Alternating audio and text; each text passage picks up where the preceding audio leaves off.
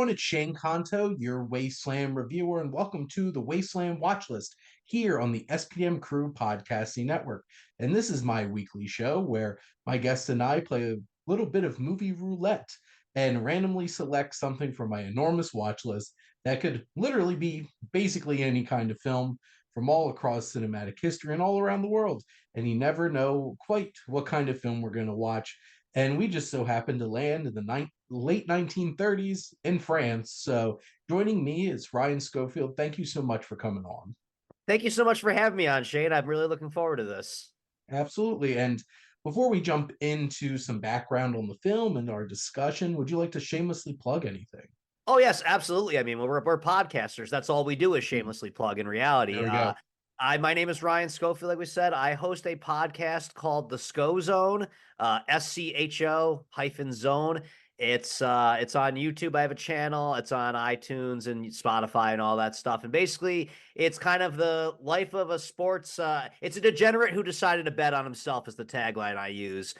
Bit of a gambling guy kind of thing, sports enthusiast, but also somebody who's been sober from alcohol for about 2.5, almost 3 years now. So like to poke fun at that a little bit, but also get into serious conversations about that stuff. So check it out. Awesome. Thank you so much for coming on. And we are going to be talking about Jean Renoir's 1939 film, The Rules of the Game. And this film was budgeted around 5.5 million francs back in 1939 and was one of the biggest films in the history of French cinema and was the most expensive film ever made in France up to this point, which is kind of crazy to think about. This film in the version that we have now is an hour and 50 minutes. Apparently, there was a lot of controversy with this film, which I'll get to in a little bit. Lost of there's like a lot of deep focus and long takes, a lot of more modern filmmaking techniques that makes this film stand out. This was a huge critical and financial bomb at the time. This was a film that was actually banned during World War II by the French government during the occupation. And this film was originally cut down to 85 minutes and was only available this way until the 1950s. So it wasn't until a couple decades later where they actually got the full version of this film, because after some of the negative reviews and press, Renoir decided to cut the film down and tried to make it less complex, which I'm sure we'll talk about. There's a lot of moving pieces to this particular film. And this is now considered one of the great films of early cinema. And this was created at a time where France was actually at its lowest and French cinema was at a very low point. But Renoir was at height of his own popularity, and he took a chance on this 5.5 million franc film that honestly did not turn out so well for him at the time. And about only one third of the film was scripted. The rest was an outline, and they kind of get went with the rest of that. So there's a lot of interesting points to this film, and I think one of the biggest things that stood out to me. Um, I don't know if you are a fan of like Robert Altman, like Nashville or Gosford Park or anything like that, but this definitely feels like that kind of huge ensemble of a lot of moving pieces and trying to keep track in that kind of fashion, because this is a really complex film for 1939 in terms of just how many characters and storylines they were trying to balance. Well, it also added the layer on it to me that it was in French and there Yes. was use of subtitles, so I wasn't Mhm. necessarily fixated as much as on what was going on the screen as much as I was trying to follow the dialogues along, or the what we were seeing there. So that made it even more of the dynamic. It's kind of like I remember like when I would watch like Game of Thrones, like it would take me a couple Yeah. of like episodes or seasons to be like, wait, that guy's with that person. I don't know their Mhm. names, but I know who they're affiliated with. So I definitely understand that portion of it. But yeah, there is a couple of layers to that because also with black and whites, you lose the ability to Mhm. distinguish certain colors, as far as little identifiers on anybody. So yeah, I mean, now that I've wrapped it up, I mean, at the time as it's happening, yes, it's a bit much, but now that it's wrapped up, it all made a lot more sense at the end. Mhm. Which and the synopsis of this film is a bourgeois life in France at the onset of World War II, as the rich and their poor servants meet at a French chateau. And that's kind of like the main crux of this story is we have a bunch of like French socialites coming together at this chateau, and they all have their rich people drama. And then you have all of their servants having their own drama. And then it gets all mixed up and take some dark turns for sure in a very like French kind of way for a film that's this is billed as a satire of French high society, and then it being very French takes some dark turns with things for sure. Right. So that was when I was reading up on the description and it said, drama comedy. And I'm like reading about these affairs and whatnot, which that was Mhm. my first dive into this is that, everybody's just having an affair with everybody. Like Yes. I judge things on how things were in 1939 American films where I don't think that we were so open with that, Mhm. concept. And like, it just seemed like in this one, like, again, now that you say it's a satire, seems like it was fairly understood. Everyone was having an affair with everybody kind of thing. Or like, Mhm. there was, if you were only having one, you weren't even the cool kid. Like, It's interesting because especially watching a lot of French cinema and Italian cinema, or just even European cinema in general, they're a lot more comfortable with sex and that kind of thing. And it's funny because I made a joke about this. I was watching an Italian film the other day because I'm like, well, it's Italian, so it's super horny. If it's French, it's super horny and then it's sad uh, because then it takes them like some kind of dark turn. And this certainly takes a dark turn because things get a little murderous in this yeah. situation. I mean, it was, it was at one point in time the guns were funny in this movie. I think it was intended to be that. I think that that Mhm. was intended to, with Schumacher, I believe his name was Yeah. chasing around Marceau. That Mhm. was, I believe, the most drawn out. It's amazing how the masculine heroes are so clumsy in this movie. Where I Mhm. think that they're a little more buttoned up in, the cinema of modern times. Yeah. Yeah, And what's interesting is because this film starts off with like famous pilot coming back, and it's like, where's my lady? And it's just like, well, she's yeah, not here. yeah. And she's getting married. And not to you. And like right off the bat, it gets set up with there's a lot of relationship politics going on in this film because it's like I feel like we would have to have a visual podcast to draw out the relationship connections of this Oh, film to make I'm full picturing the sense of "It's it. Always Sunny in Philadelphia" meme with like, that's something along Charlie with those all lines. his pins and everything. That's honestly what it kind of feels like in terms of like, and on top of just how complex the relationship dynamics are, then there's the perceived mistaken identity moments in the film and getting mixed up with you're trying to sleep with my wife. I'm like, no, I'm not. And people getting mistaken for each other. And there's a dark humor about that, but at the end of the day, it's like not everybody gets out okay of this story. And I think that's what's so fascinating and wild about it is this does come to like I there's a lot of very famous French films that like you're in this certain way, and then by the end you're just like, wow, that took a dark turn. And this certainly takes a dark turn towards the end.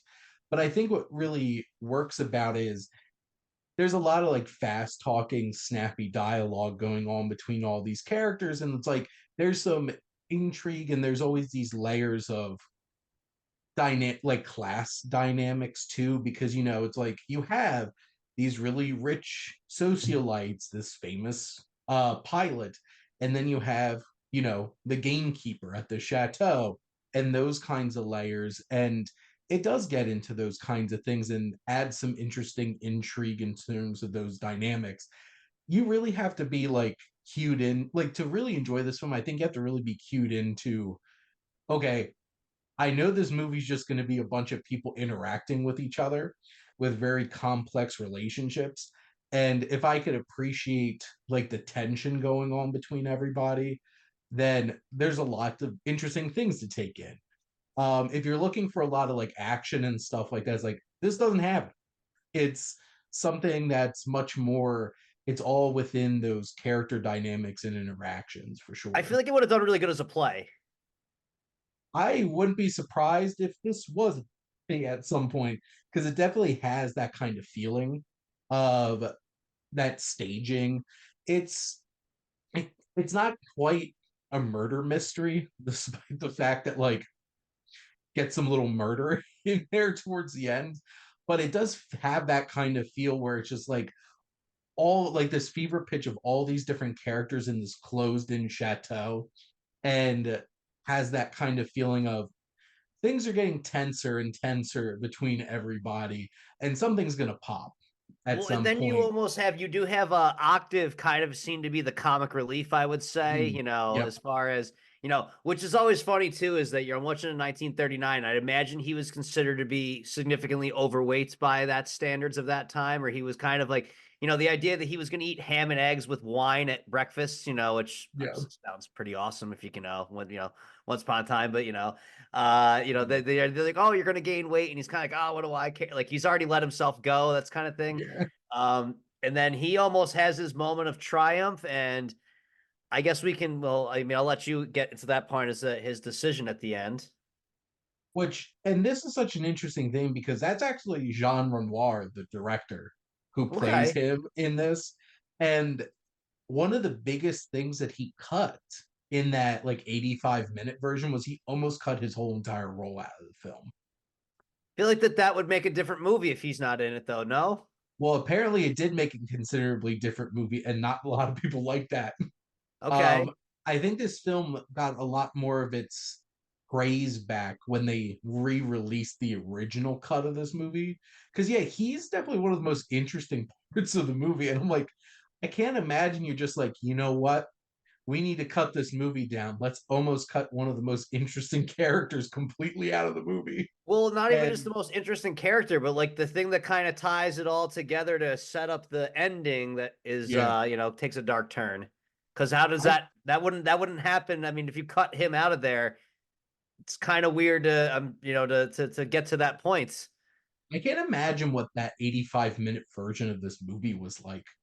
And I'm sure you have watched films. I know I have watched films that definitely feel like the butchered version of what was probably a much longer film.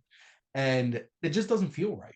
And I can't imagine what this film cut down by like a whole, what, like 25 minutes in terms of like cutting out a lot of character elements. But, it's interesting in terms of the like moral decision that happens by the end here because like what winds up happening isn't like I wanted to kill the person that wound up dying. I wanted to kill somebody else. But like they're just like is just say it's an accident. Right, And right. Yeah. And we'll just say, I mean, by the way, too, is that I mean, that must have been something, just thinking the dates of the times, but someone it's as simple as somebody wearing somebody else's jackets. Well, we're going to just pull the trigger, no questions asked, like that was kind of that's how we made them, Hey, that's her jacket, it's just like that is it's like that classic kind of that really classic mistaken identity kind of thing. And it feels straight out of like an old school kind of story like that. It's just like, well, he was wearing their jacket, but there's probably other things you could have been looking at to tell if this person Right, was like that or maybe not. just wait a second or two, like because honestly, at one point when they're discussing that, the other guy's like, "Hey, I'll stay and watch," which I think that was meant for him to be a perv. I believe. I Mm, again, we don't want to assume too much with that one, but he may have realized, hey, this isn't her. Just could have mm, happened to be. Um, then even funny enough is that yeah, they shot another guy, but would have shot him for the same reason if they knew it's a whole weird to do any guy that was going to go to that greenhouse was getting it. yes. It just Mm. happened to be that different person, different place. And I guess that's one thing I wonder is that, so I mean, how much do we want to mention this or, as far as Octave, I just want to know, did he have a feeling that something might happen? Like, did he set up Andre for something bad to happen? Or is he really letting her have, letting Andre have her again? I feel like this film is a lot of complex feelings from people. And I feel like at some point people just snapped. And I think Octave was at the point where it's just like, I'm not gonna take this anymore. And that kind of just like gets to that point because it's hard to I'm even trying to think if anybody wasn't having an affair with somebody No, in some shape or form in terms of this story because there's so many moving pieces. But Schumacher, I guess, would be the only one that was, and then it also was that, or Schumacher, I guess they called it in French, but it mhm, was he was German, correct? That's German name, right? I believe so, yeah. Yeah, yeah. So And that's why maybe that's kind of funny. Then I guess that he's the one with the gun just openly firing around at a party. which also like this is a very interesting time for this film because this is like 1939, like World War II was Right. just starting up. Obviously, a lot of news going around, like what's happening in Germany at the time. And I think there's certain things in here that are very, like, obviously purposeful in terms of like pointing those things out. And I think the violence is purposeful too, where it's just like it's very reactionary kind of thing.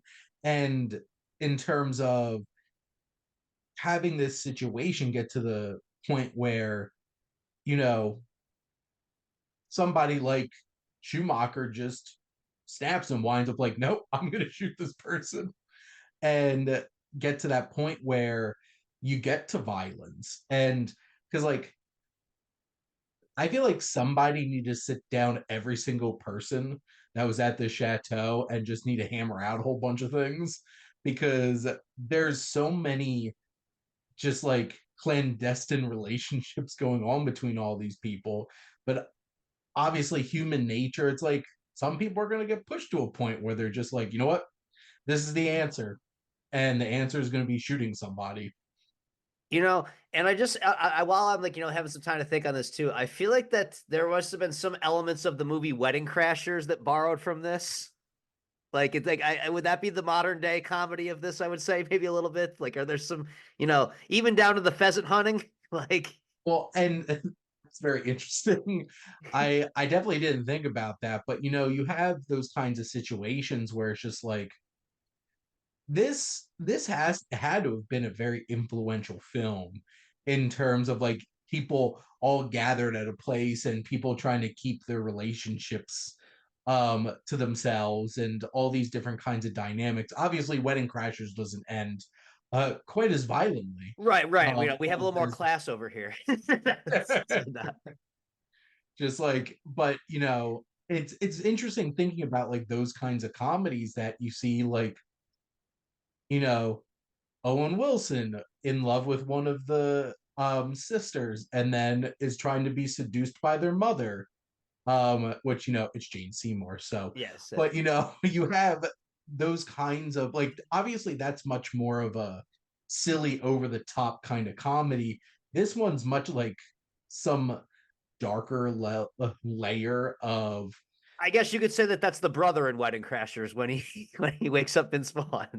No, I mean, but that's the only way I can think of is that the idea that there's this going on under one roof, and I mean, in Wedding mm, Crashers, people don't know that it's happening, but the idea that where else you could be having this kind of anarchy, I guess, for lack of a better term, where everyone's in a room with somebody else and something else may be going on all those times. Like, it's the only practical application if I could think of in present movies that I've watched. well, and it's very interesting because like it very much is leaning on that like high society thing because like of course they would all have the time to all have affairs with each other because they could afford to do that. And a lot of the servants kind of get caught up in all of this nonsense too. And I think it's very purposeful, this film looking at those different dynamics between like these high society French people at the time, which it's very interesting because I imagine this was like a bit of a snapshot in time because this kind of France wasn't going to be a thing very soon after this with like World War II. And I'm imagining this film was kind of like this interesting little snapshot in time too for a while, because like France wasn't France for years after this movie came out, with World War II and everything. So I think that's just another interesting little layer to things as well. Yeah, no, it's always funny, the idea of like, like certain things when you don't realize at at the time the context of the moments. It's I know that happens. I mean, I'm turning 40 years old this year, and there's like sometimes like I'm actually another podcast I listen to that's similar to this kind of genre is called the Rewatchables. I'm not sure if you've ever heard Mhm. of it. But they're doing Wayne's World. And I remember, like, Wayne's World, if you were to watch that with somebody in their 20s, I would look so old to them because none of those jokes make any sense. Like, like as far, but it's like they were so relevant then. And, there was just like a nice little time capsule glimpse of things. But ultimately, I got to imagine it was a movie that was made for poor people to laugh at rich people. I mean, which is kind of, I Yeah. mean, think of all the entertainment we have doing that now. Mhm. Well, and I would definitely certainly imagine that was the case and what Renoir was trying to look at, because this whole entire life and experience is meant to be lampooned in this situation and just how absurd it all is. And, you know, with all of them worrying so much about these different kinds of things. And like this man just, flew across the Atlantic. And the thing he's most worried about is this woman who like didn't wait for him. Right, And right. Who is also married to somebody else, like like that. And then yeah, that was the other thing. Like I was when he first made that announcement, and she was just then they cut to her listening. I was expecting her to get upset, and then maybe there'd be more reaction of her her maid that she had. But no, just a talking point conversation, kind of like yeah.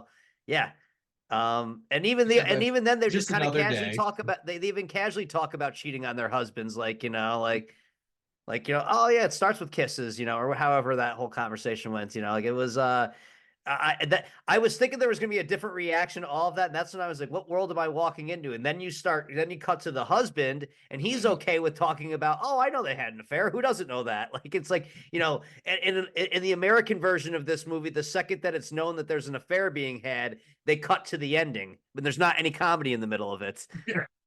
It's straight to the shooting. Yeah. And there's certainly a lot of that kind of just that, you know, it's very matter of fact in a lot The of idea ways. he jokes about how about I just pass off my mistress to him, like Yeah. like that. He's like, oh, that would be way too logical. Like, Well, because the thing is, it's like, yeah, and that's where this film you start really realizing how absurd this is, where it's just like, where's my mistress? I just flew across the Atlantic. Why is she not here? And that's all he worries about. Cuts to this woman's married. Husband knows that this affair had been going on while he has his mistress. And it's just like, right, just whisper down the lane here in terms of all these connections. And it takes, and I don't think it's lost upon the film that it takes one of the not high society people to take this to violence against one of the high society people, even if it wasn't specifically intentionally supposed to be them necessarily. But I think in the end, that feels like that's purposeful.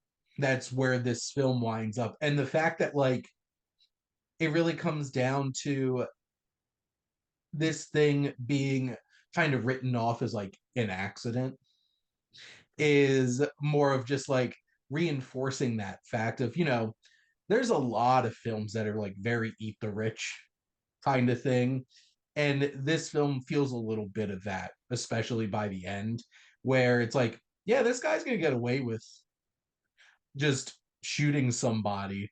And also, what's crazy is who he winds up shooting is a insanely right, right. famous person. If he had killed Octave, it wouldn't have been a big deal. But he kills the Mhm. guy who's actually the flew across, and again, even like just humble, like I'm just trying to picture like an athlete. But when they asked him about it, he's like, well, the plane did all the work, like he just is like that, that kind of guy, like. Mhm. And in fact, It's that's even the whole thing that she even talks about is that he's too serious, and then you have the poor guy who I always loved as a hey, just make him laugh, like yeah. which I think this is definitely the kind of film that I feel like I might have to watch this again to really like sink my teeth into everything that's going on. Because as you point out, like this is a film from the late 1930s, black and white. It's in French, and there's so many characters with so many relationships going on in between each other. It's not even that there's so many characters, it's just trying to keep track of who's sleeping with who, and who's connected with each other. But I know I mentioned it in the notes, but there are some really interesting like camera shots and camera work in this film that I'd you didn't imagine get. the with the animals, the stuff they were doing, that was Yeah, probably pretty impressive for the times, for sure. exactly, because like this film isn't even from the 1940s. Like this is a 1930s film, and it's always interesting because you take a lot of things for granted watching film in like 2025, and we can be picky about like, wow, that CGI doesn't look great and stuff like that, but also Oh, like, it's like, dude, you don't know what this was like, when I was yeah, a kid. Like video games. Like you'll see there's a I hate to always use a reference to memes, but like you'll see like a sports game from the late 90s when we can see like our favorite NBA player, but his face is in the shape of a box, yeah, but you can kind of tell with the eyes and the eyebrows and stuff like, oh my God, look how real this is. And then fast forward to now, there's literally a robot, like an actual like lookalikes of them. Or honestly, I've enjoyed watching some people play video games because they look like movies at some points in times. They look so real. mhm. So totally get that one. I actually just recently went back because I went with my fiance and I watched that Wicked movie, and then she had never seen The Wizard of Oz, so I showed her that, and Oh, I'm like, dude, The Wizard of Oz was like way ahead of its time as far as like they're pulling that off, and like when I compare that this movie was made, I think in the same year or just shortly after, I think. yeah. It's super impressive that they pulled that off back then. Well, yeah, Wizard of Oz is, and there's films from that era that I think people just take for granted. I think it's really easy to take Wizard of Oz for granted because like so many people just watch that so much as a kid. And Yeah. as a kid, you're not really appreciating the cinematic feats that were going on in the film. And you watch it now and you're just like, holy crap. Like this movie's 90, almost 90 years old. Oh, it's like And the one I always go for my age is T2000s, the Terminator. Like that was like, and that still is pretty okay, I'd say, for the early '90s. There, the whole well, yeah, the special like the all that liquid metal and CGI is really impressive. Like, you can't go wrong with James Cameron, seeing as he's like a leading inventor in special effects and stuff like that. So, but no, this is a really impressively put together film too.